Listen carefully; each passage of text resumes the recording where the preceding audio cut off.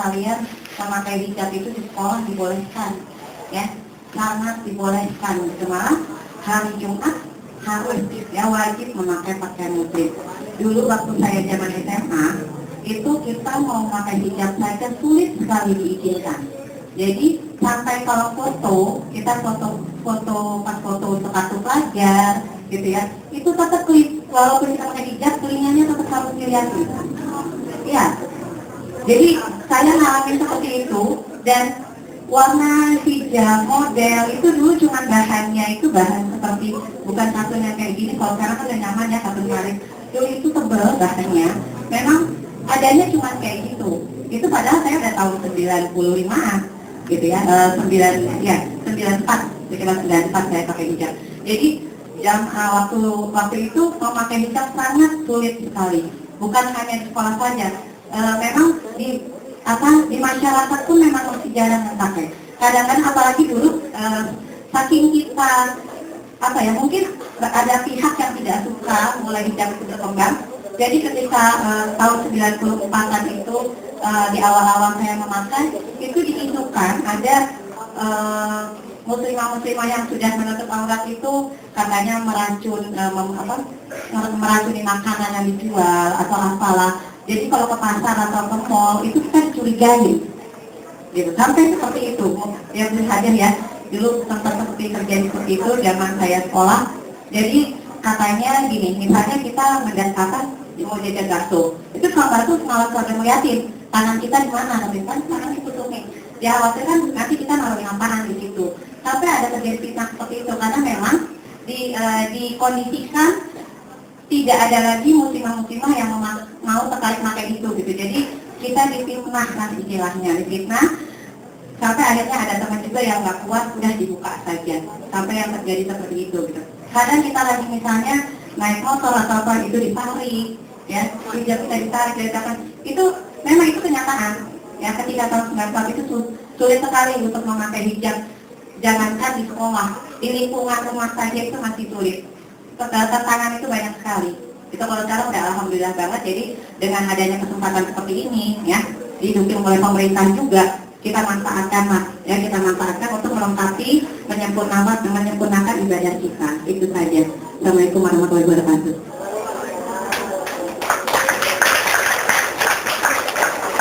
Terima kasih Bu, ceritanya inspirasi nggak ya? Memang seperti yang dikatakan Ibu Puji tahun berapa? Ini tahun 87-an, 86, ya. Jadi sangat sedikit, ya. Jadi ibu saja waktu mau pakai itu kerudung, jangankan murid, guru saja diingatkan, ibu awas ya pakai kerudungan itu jangan mempengaruhi murid-murid sampai padahal ada jelas misalnya yang mengatakan umat Islam sebegitunya, ya.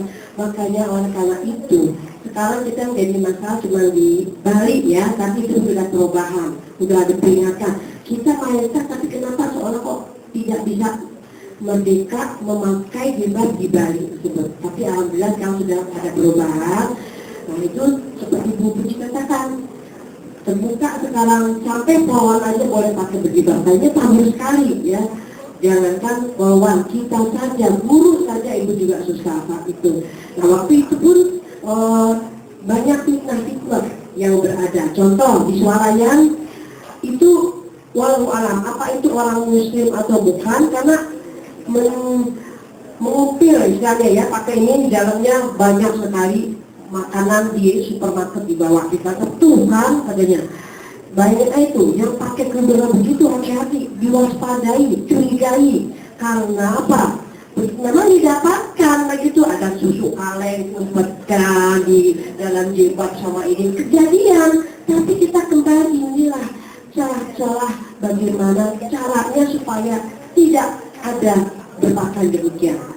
Ya, apakah benar orang itu niat memakai karena Allah, apakah ingin memburukan citra yang mau berpakaian berhijab tersebut? Dan ini kenyataan tahun 87 sampai ibu pakai baru kamu masih bersyukur masih ya dengan kemajuan SMA masih bisa pakai. Saat itu kuliah juga sulit. Nah baru dipakai 87 pun udah diwanti-wanti sama kepala sekolah, sama guru-guru lain. Ini hijab ini aliran mana ya, sampai begitu disebut aliran. Karena saya itu berbagai macam aliran ada tuh ya. Ada aliran yang dibilang sesat.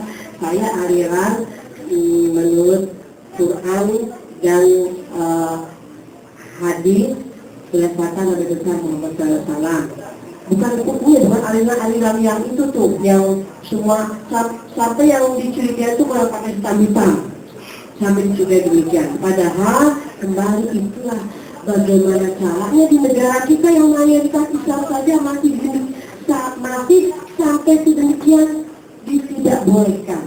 Ya, jadi dengan demikian mari kejadian dahulu itu adalah sebagai pelajaran betapa perjuangan berat yang ibu yang guru untuk menggunakan hijab tersebut. Kamu bersyukur model sudah ada, bahan sudah ada, didukung oleh pemerintah, ya sehingga pakailah dengan sebenar-benar dan sesuai dengan saat yang ada. Karena memang indah dengan warna-warni, tapi tentu warna-warni yang memang tidak menarik perhatian sekali, karena ada warna-warna tentu. Sampai ada yang kata sederhana biru dongker dan hitam aja, ada ya, satu berprinsip demikian, hitam dan biru dongker, hitam dan biru dongker, sampai ada berprinsip demikian.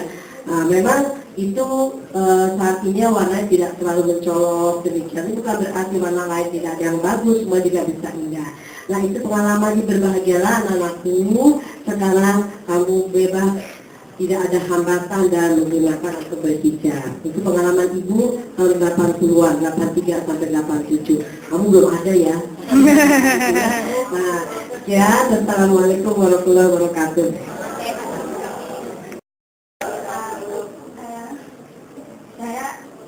Dari SMA 8 Jakarta. Saya cerita pengalaman saya, perjalanan saya menuju berhijab syar'i ini. Mungkin pada zamannya ibu masih susah banget untuk berhijab. Sebenarnya sih sekarang juga agak susah, cuma nggak begitu susah sesusah ibu. Apalagi bagi kita, khususnya saya yang hidup di lingkungan yang Islamnya bukan Islam yang kafah banget gitu. Maksudnya kayak Islamnya Islam, ya udah Islam gitu. Islamnya nggak kafah banget, nggak yang syai banget lah gitu. Ya, sedang-sedang aja, moderat lah. Terus banyak orang yang mengira kamu ngapain pakai hijab panjang kayak gitu, tebel-tebel, digobel-gobel, sampai nutup dada, sampai pakai parfum segala macam. Bahkan banyak orang yang bilang kayak itu terlalu fanatik gitu, terlalu ekstrim. Islam kamu tuh kayak ekstrim banget gitu. Banyak orang yang mengira kayak gitu. Dan biasanya pada saat kita memutuskan diri untuk berhijrah, pasti ada penolakan-penolakan yang ada dalam lingkungan kita gitu.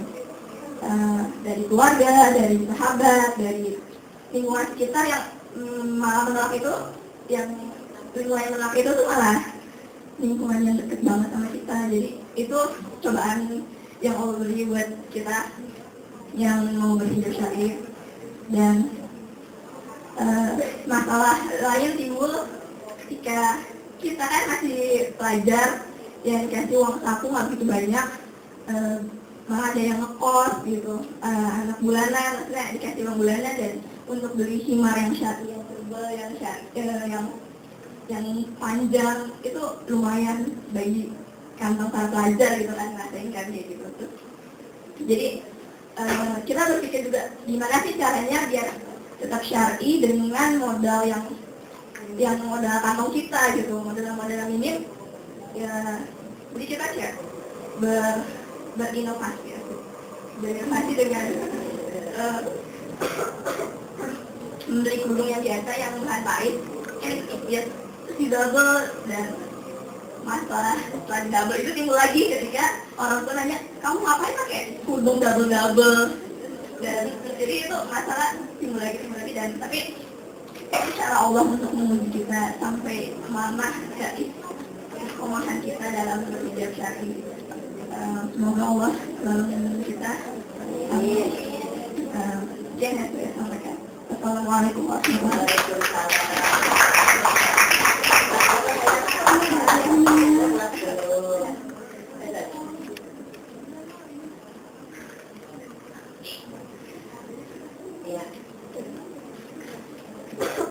Saya Magdia dari MA Al-Khairiyah. Saya ingin berbagi sedikit cerita mengenai tentang hijab.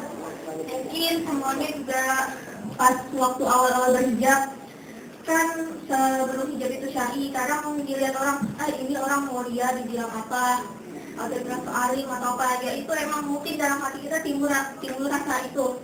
Cuman keikhlasan itu kan datang karena kita itu udah terbiasa. Kalau kita belum terbiasa, ya mungkin di hati kita sering timbul seperti itu. Cuman ya tidak usah malu kalau orang ada bilang cie atau apalah ya. Terus ada satu cerita, saya pernah diceritakan oleh kakak ya dari UI, itu namanya Kak Dewi. Dia itu subhanallah banget, dia itu jurusan manajemen di UI. Nah dia berhijab syar'i. Nah dia dapat beasiswa di Kanada. Ketika itu dia berkunjung ke Australia. Nah di mana di situ kan mayoritas non-muslim. Nah dia menggunakan hijab, bahkan dia di situ sholat saja sampai di museum. Nah ketika orang sana cerita kenapa Islam menggunakan hijab, nah terus dia menjawab, inilah cara Islam memuliakan wanita. Coba bayangkan ketika Ratu Elizabeth, bisa nggak?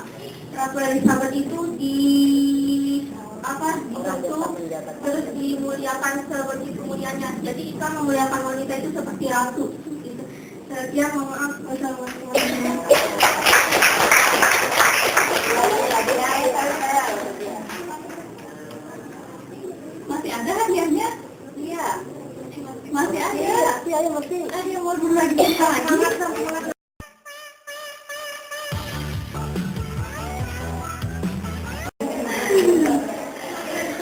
Ya sesuai hadisnya ya, udah ada yang tahu belum hadisnya? Yang bahwa wanita itu seluruh tubuhnya itu adalah aurat kecuali azza wa hazza, muka dan telapak tangan. Jadi kaki kita itu juga sebetulnya aurat. Iya, diumpetin lagi. Nah,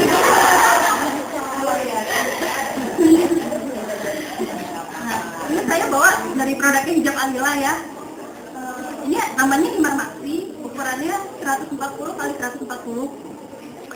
Ini kita bisa kreasiin, mungkin bisa ratusan model hijabnya ya, model bentuknya gitu, tapi tetap sesuai syariat gitu. Kita coba model pertamanya.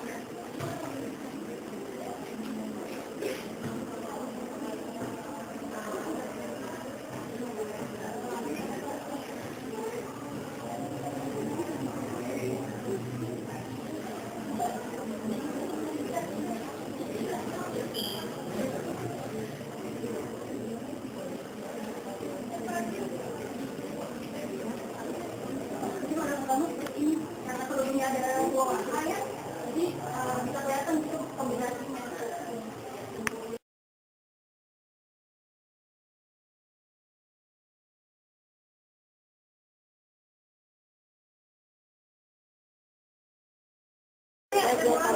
Nah, iya nanti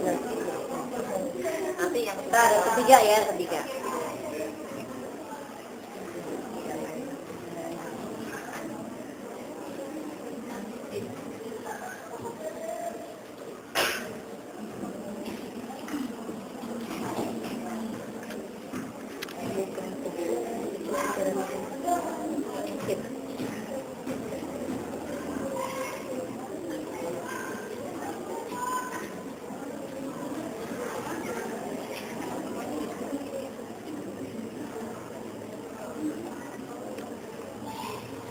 Kita praktekin.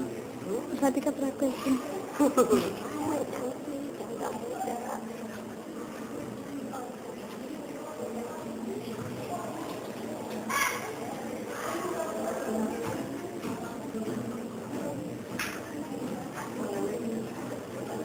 Ini modelan coba, kalau dari depan cuma satu warna, tapi kalau dari belakang bisa satu warna.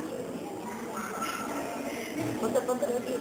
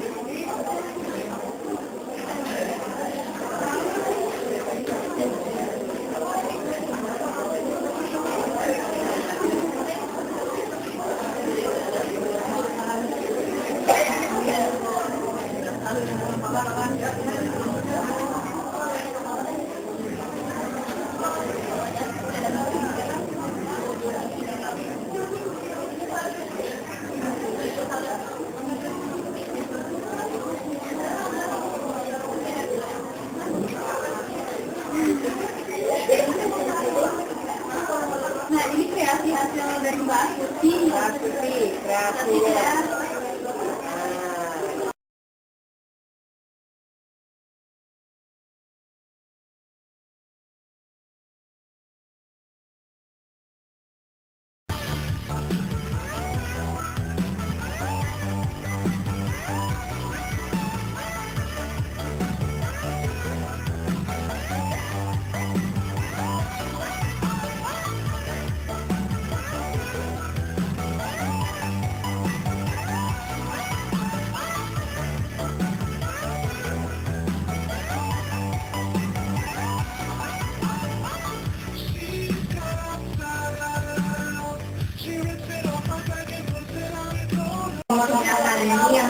menjalankan Allah. Di sini kita bisa tarik kesimpulan bahwa kita bisa terlahir sebagai seorang muslimah itu harusnya kita bangga, kita punya kebanggaan dalam diri kita sendiri, terutama kita terlahir sebagai seorang muslimah, karena Allah itu menciptakan kita dari ujung rambut sampai ujung kaki itu penuh dengan segala keindahannya yang mungkin nggak dimiliki oleh seorang laki-laki. Perlu juga kita syukuri dengan usaha kita seperti menutup aurat kita, itu juga salah satu cara bagaimana kita bersyukur kepada Allah atas apa yang telah Allah berikan kepada kita, atas apa yang telah Allah karuniakan kepada kita. Dengan seminar kali ini kita juga bisa banyak belajar bahwa ternyata berhijab itu bukan hanya menutup rambut aja, tapi ada juga ketentuan-ketentuan yang udah Allah tuliskan di dalam Al-Quran yang perlu banget kita pelajari lebih dalam lagi, agar kita itu tidak hanya berhijab saja, tapi kita bisa melakukan seperti ketentuan syariat Islam. Dan juga kata-kata yang bisa tadi saya ambil itu adalah wanita itu cahaya di atas cahaya, dia itu harus bisa menyinari langit dan bumi. Dan terima kasih.